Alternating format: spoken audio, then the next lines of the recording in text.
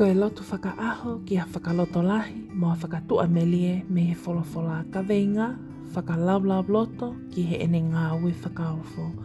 Ko tu wholawhola, sā me te au mani mā vesi ua, hiwa ki he ene awhio, tā haape ki he ene awhio, whakalaulau loto ki he ene ngāhi ngā ue whakaofo. E meni, ke tau lotu.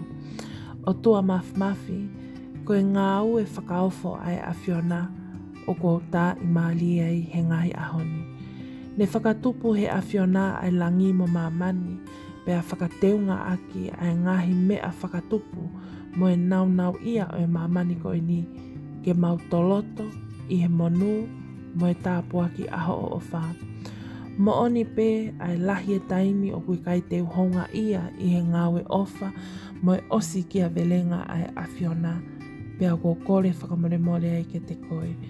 Ko e whakaamuia e kumoui he ahoni ke nofo maupe o whakalaulotoa ho o ngāhi ngāwe. Pea oua pē ke toi iai ha mea i he māmani koe ni ke toi mahu ingaange ki a te au ka ko e kunofo ki ho o wholawhola o whai ho whina ngalo ke langlang iai ai awhiona. I ho hua whape si sukalaisi ko koe hoku whakamoui. E meni. Whamaloat ke te koe o ko ke kau mai ke talotu huwhia he hawani. Tawange o ko ke mau ha aho whiwhia mo manu ia, pea o ka pau o ko ke fou ha mamahi pe whaingataa.